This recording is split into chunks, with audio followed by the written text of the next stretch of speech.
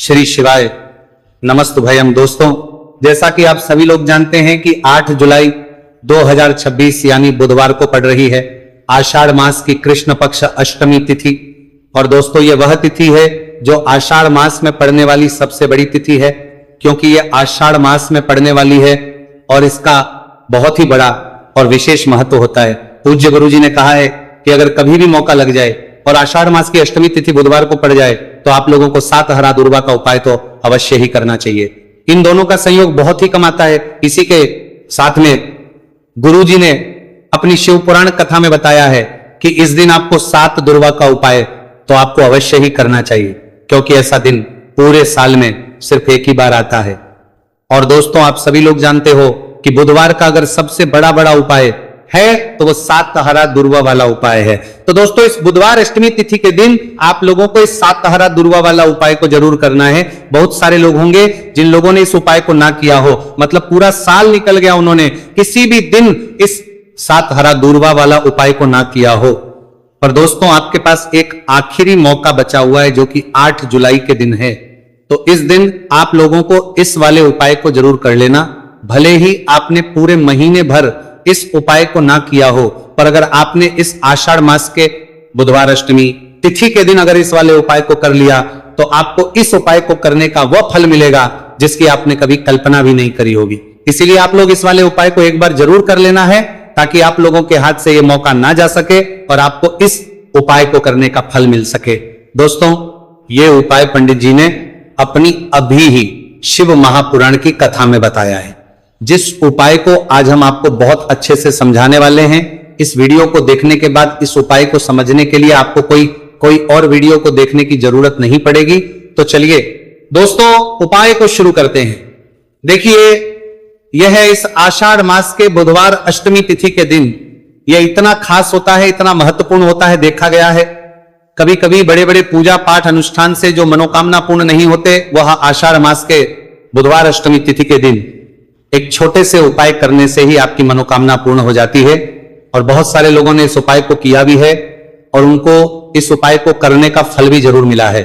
अगर आप लोग भी इस उपाय को करना चाहते हैं तो आप इस उपाय को पहले अच्छे से समझ लेना, सुन लेना, उसके बाद करना। आपको इस उपाय का फल जरूर ही, और इस उपाय को कर लेने से आपके घर में चाहे किसी भी प्रकार की दुख और समस्या क्यों ना चल रही हो, आपको उसका कारण भी नहीं पता है कि भाई ये समस्या किस कारण से चल रही है। उसका कुछ भी कारण हो सकता है, जैसे इसे पितृदोष हो सकता है या किसी भी तरह का मंगल दोष भी हो सकता है। तो इस दिन आप लोगों को यह वाला उपाय कर लेना है। ये एक ऐसा उपाय है जिस उपाय को अगर किसी विशेष दिन पर किया जाए तो भाई उस विशेष दिन का जो है वो तो मिलता ही मिलता है, पर हमने उस दिन पर इस उपाय को किया है तो हमें उससे भी बड़ा फल मिलता है, और फल बहुत जल्दी मिलता है, क्योंकि आप इस उपाय को बहुत ही बड़े और विशेष दिन पर कर रहे हो। तो चलिए अब उपाय के बारे में बात करते हैं, लेकिन उससे पहले आप लोगों को यह जानना आवश्यक है कि आखिर यह उपाय किस समय करना है, किसको करना है और कैसे करना है। तो चलिए हम आगे आपको वीडियो में एक एक करके बता देते हैं। उससे पहले अगर आप लोग हमारे चैनल पर पहली बार हैं तो हमारे चैनल को सब्सक्राइब करना ना भूलें, और अगर आपके पास कोई सवाल है तो आप हमें कमेंट बॉक्स में बता सकते हैं। और अगर आपको हमारा वीडियो पसंद आया है तो आप हमें लाइक और शेयर करना ना भूलें। और अगर आपको हमारे चैनल की जानकारी चाहिए तो आप हमें फॉलो कर सकते हैं।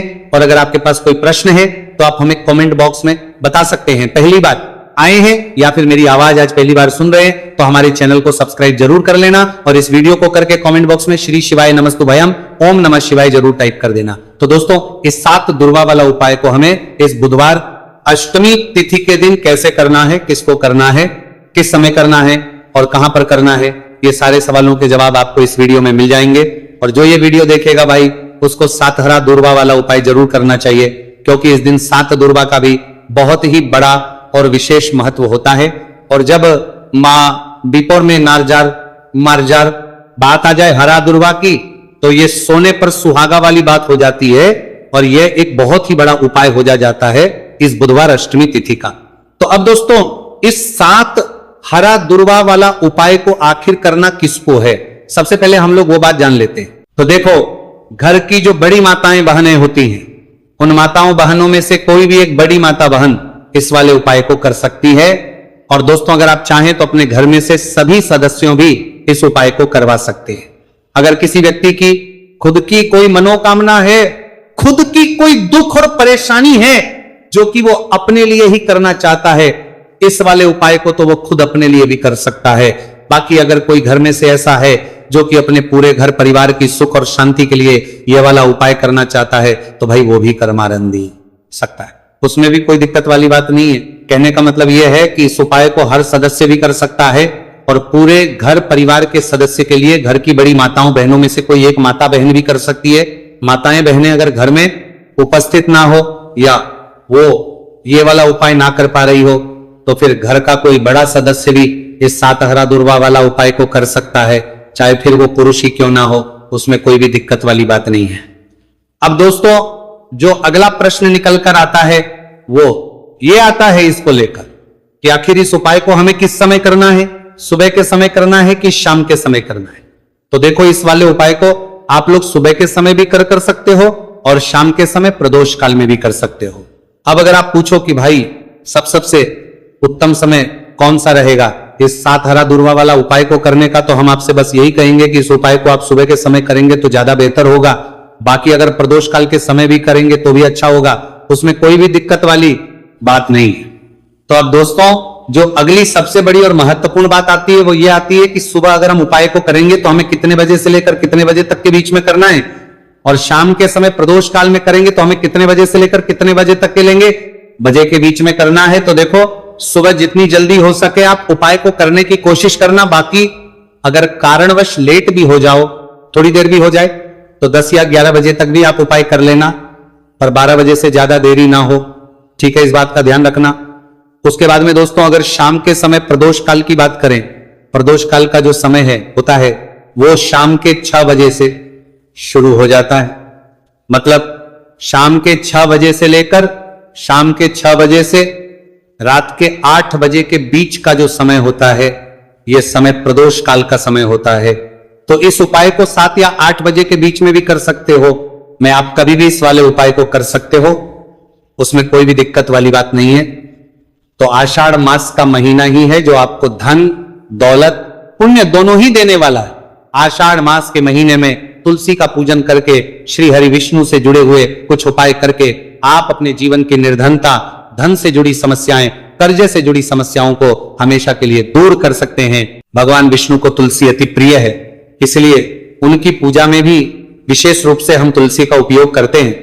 और बिना तुलसी दल के, बिना तुलसी मैया के श्री हरि विष्णु की पूजा और उनका भोग दोनों ही अधूरे होते हैं।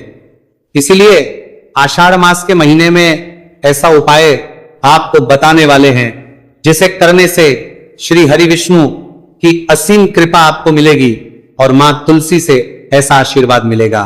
जीवन का हर दुख, हर कष्ट, गरीबी, निर्धनता, कर्जे से जुड़ी समस्याएं सब कुछ ही आपके जीवन से दूर हो जाएगा और सुख, समृद्धि, धन, वैभव, ऐश्वर्य सब कुछ आपको अपने जीवन में आसानी से मिलने लगेगा।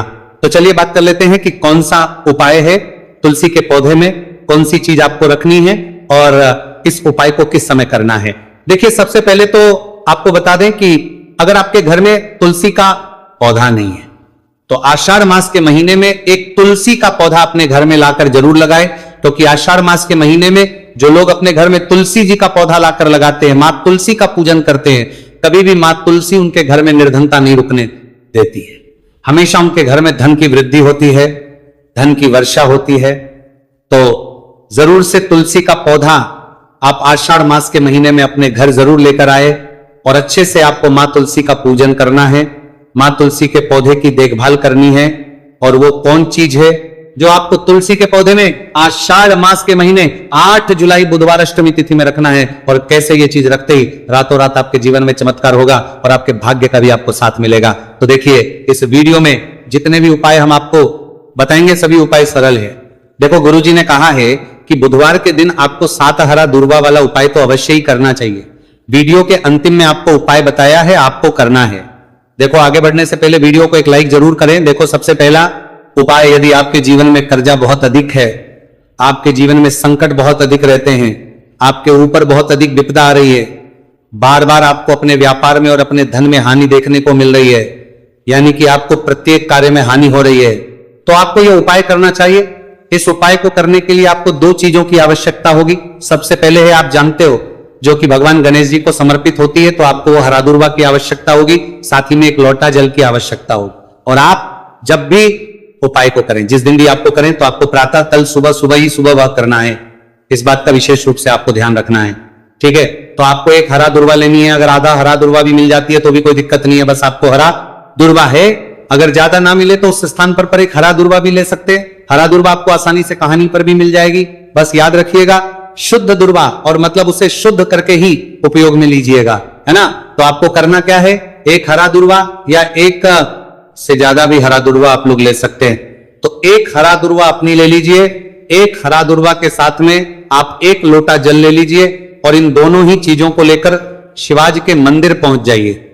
जी के मंदिर पहुंचकर सबसे पहले आप शिवाजी के पास में बैठ जाइए।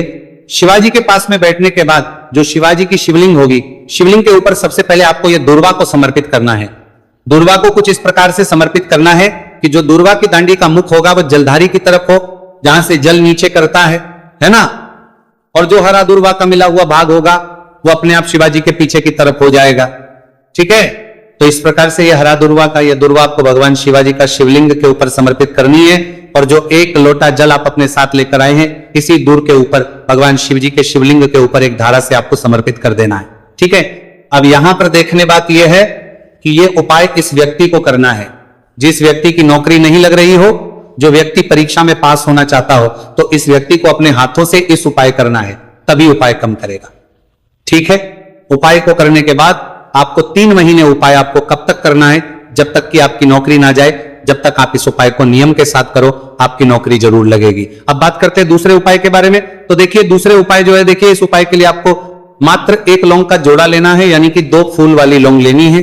साथ में आपको मात्र थोड़ा सा शहद लेना होगा और इसी के साथ में आपको तांबे के पात्र अंदर शुद्ध जल लेना होगा। अब देखिए इन सभी सामग्रियों को लेकर के आपको भगवान शिव के मंदिर में पहुंच जाना है। देखिए ये उपाय आप सुबह से लेकर शाम तक कर सकते हैं। तो वह सबसे पहले तो आपके पास जो 2 फूल वाली लौंग है, उन्हें आपको शहद के अंदर अच्छे से डुबो है, यानी कि दोनों लौंग पर आपको अच्छे से शहद का लेपन कर देना है। अब आपको जो आपके पास एक लोटा जल है, सबसे पहले तो उसे शिवलिंग पर धीरे धीरे समर्पित करना है और श्री शिवाय नमस्तुभयम इसका जाप करते हुए समर्पित कर देना है। अब आपके पास जो 2 फूल वाली लौंग है शहद से, उसे आपको शिवलिंग पर अर्पित करना है और आपको प्रार्थना करनी है कि जीवन में जो रोग की स्थिति है वो समाप्त हो, जीवन के जो संकट और समस्याएं हैं वो सभी समाप्त हो, जीवन से जो कर्ज की समस्या है वो समाप्त हो।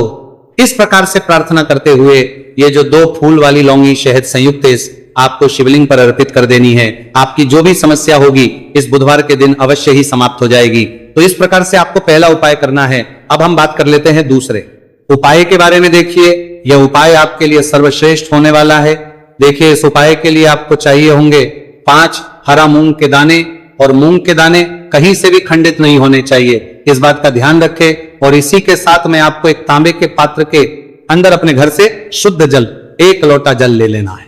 अब दोस्तों इन सभी सामग्रियों को लेकर के आपको सीधे पहुंच जाना है भगवान शिव के मंदिर में। देखिए इस उपाय को भी आप सुबह भी कर सकते हैं और शाम के समय में भी कर सकते हैं। देखिए भगवान शिव के मंदिर में पहुंचने के बाद आपके पास जो 5 हरे मूंग हैं, उनमें से पहला जो हरा मूंग है, आपको शिवलिंग के सामने जो नंदी महाराज होते हैं और उनका जो पैर उठा हुआ होता है, वहां पर आपको पहला हरा मूंग समर्पित करते हैं और आपको श्री शिवाय नमस्तुभयम इसका जाप कर लेना है। फिर आपको दूसरा हरा मूंग लेना है और शिवलिंग पर जो श्री गणेश जी वाला स्थान होता है, वहां पर आपको यह दूसरा हरा मूंग समर्पित कर देना है, यानी कि शिवलिंग के सीधे तरफ आपको यह दूसरा हरा मूंग समर्पित करना है। और फिर आपको ओम गण गणपते नमः या फिर ओम श्री गणेशाय नमः इसका जाप कर लेना है।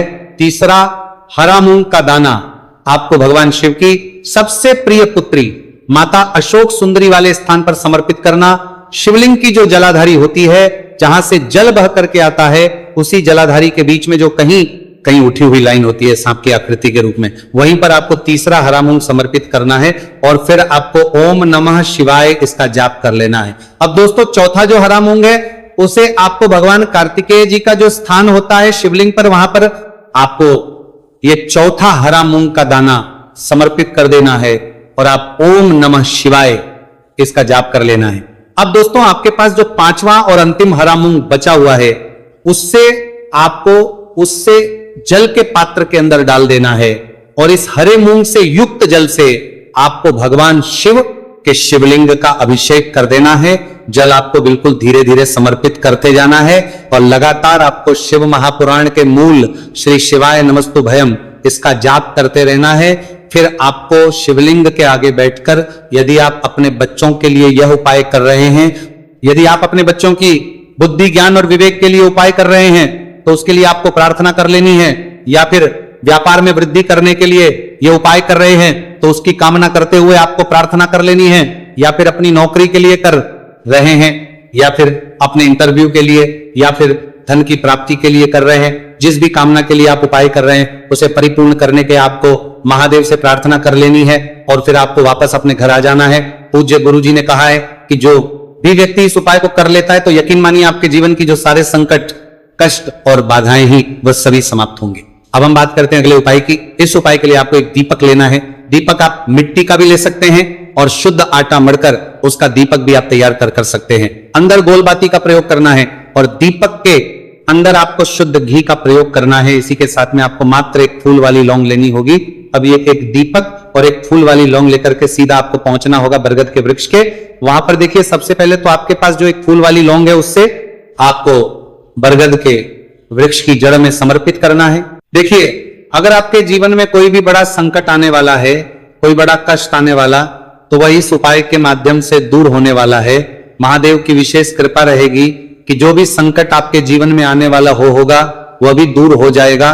तो आपको एक लौंग समर्पित करनी है बरगद के वृक्ष की जड़ में और वहीं पर आपको जो है गोलबाती वाला दीपक जो आप लेकर के गए हैं उससे भी वहां पर प्रज्वलित कर देना है। वटकेश्वर महादेव का स्मरण करते हुए देखिए जब भी आपको जीवन में साल लगने लगे कि आपके जीवन में कुछ भी अच्छा नहीं चल रहा है तब भी आपको इस प्रकार करना है। तो इस प्रकार से आपको यह उपाय करना है। अब हम जान लेते हैं चौथे विशेष उपाय के बारे में। देखें यदि आपके विवाह में, शादी में कोई भी समस्या आ रही है, यदि आपका जो कर्ज है वह दिन पर दिन बढ़ते ही जा रहा है तो आपको यह चमत्कारी उपाय करना चाहिए। कोई भी समस्या अगर जीवन में है तो उसे दूर करने के लिए आपको यह उपाय करना चाहिए। मंगल दोष से जुड़ी हुई समस्या भी है तब आपको यह उपाय करना चाहिए।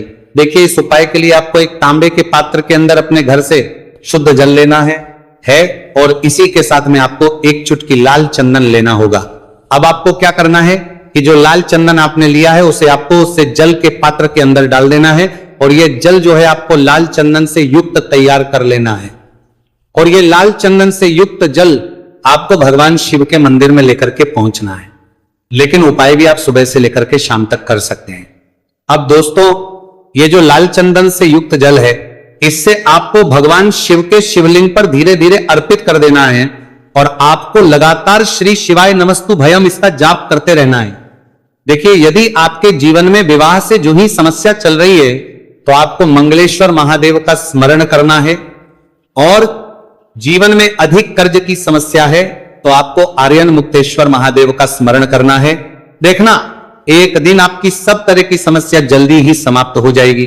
तो इस प्रकार से आपको यह चौथा उपाय करना है। अब हम जान लेते हैं। तो दोस्तों